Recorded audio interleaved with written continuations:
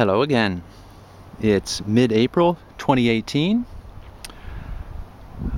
Looking at Whitey's place from out in the street here, Potter Street, and the park strip has greened up considerably, mostly with camas and blue wild rye, a native grass. One of the new little aspens is out already, and here in the little bioswale here, the native buttercups is just starting to bloom. We've looked before at the red flowering currant, which is now past peak bloom, but still has some flowers out that attract the local hummingbirds.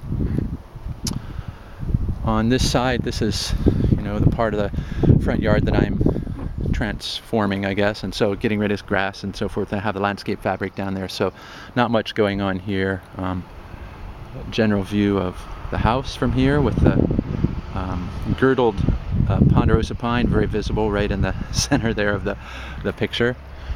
Here in this park strip, the camas is just starting to bloom. Douglas spirea is leafing out. Serviceberry is just barely budding out. It's a few weeks away from blooming. Move around, head onto the property. Here's aspen doing what aspen do so well. The brand new leaves here just fluttering a little bit in the breeze. My ground wreath of noble fir still looks good, but that probably won't be here anymore next month. General view from the bench terrace here, still a lot of green. Not much in flower here yet, but that's going to change dramatically in the next few weeks. Candy flower in full bloom here. Again, it's my plant of choice to claim the ground here and keep weeds from growing. And again, lots of vegetation here. Foxglove, California poppy, cow parsnip, and so forth that are a ways from blooming yet, but are really starting to green up now and get ready to produce their flowering stalks. Same thing up here by the house. Meadow rue, California poppy, checker mallow, foxglove, all just waiting in the wings for doing what they do best. And here's the first fringe cup in bloom, Tolima grandiflora. Getting a bit of a breeze now, but I think this will still be okay. The front tubs here, it's tulip time, and lots of candy flower, and still some pansies visible in there. The north side of the porch here, it's just, this is peak bloom now for the western bleeding heart. And same thing over here if we look out to the front. Lots of bleeding heart, some of the first blue spikes of camas, of course lots of candy flower still. And down at this end of the boardwalk is my other little bioswale on the lot, where I collect some of the water that comes off the top of the lot and just slow it down and let some of it percolate in here before it has to go to the street and on down to Amazon Creek. So this is still pretty early spring here. The very first camas are blooming there, but that's going to change here. This little pile here, this is all the native blue wild ryegrass. I just had more of it in here than I wanted, so I pulled them up, just laid them down here, so they're going to die, and meanwhile they mulch the ground and keep weeds from growing.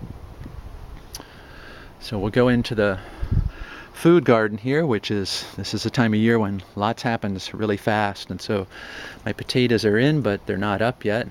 Green onions are coming along. I just removed the little plastic house here briefly to show seedlings of broccoli, cauliflower, cabbage.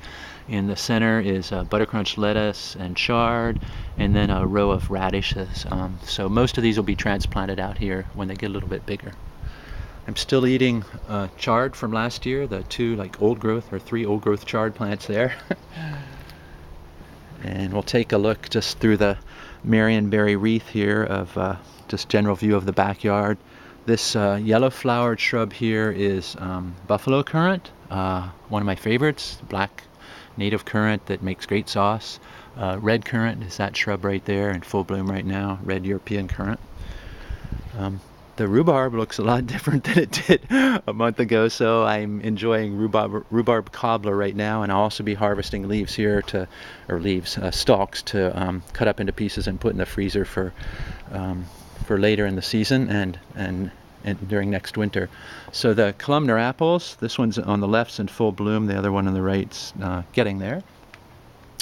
Take a peek around the north side of the house here, which is the shady side of the house, and sword fern here, again candy flower, the clover-like looking plant here with the beautiful little raindrops on it right now is Oregon oxalis.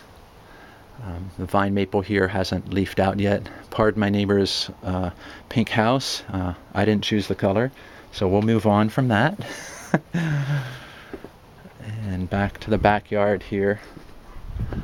I still have the lawn fenced off here. I don't want people walking on it when the soil's wet and compacting the soil and creating a perched water table. So, and again, lots of plants here, foxglove, Dame's rocket, western azalea, so forth, that are going to bloom a little later.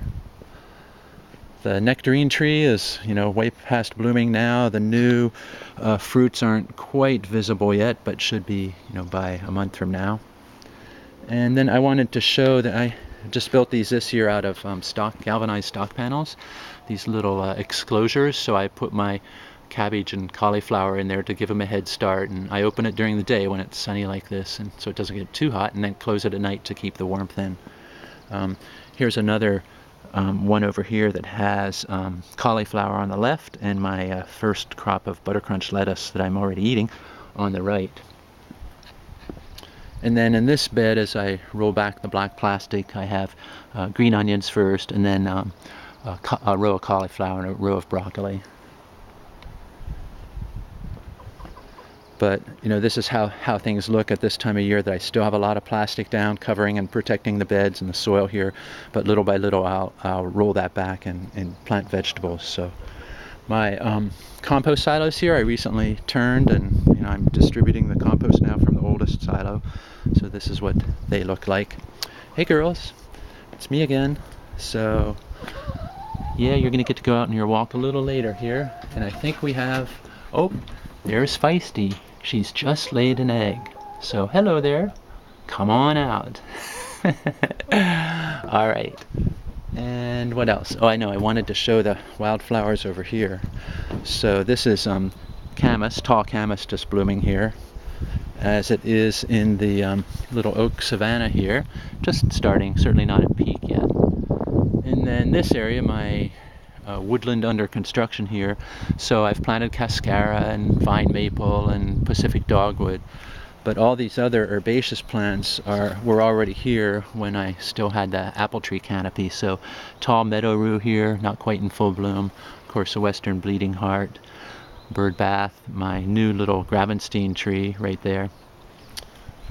And that's about it for mid-April. Again, a lot's gonna happen here. I keep saying that every month, but that's just the nature of nature here, is it's constantly changing. So we'll stop here again, looking towards the old Gravenstein tree, which is now a snag, or dead, or dying, and then the little woodland and the very popular bird bath here, so, or bird drinking fountain, or both.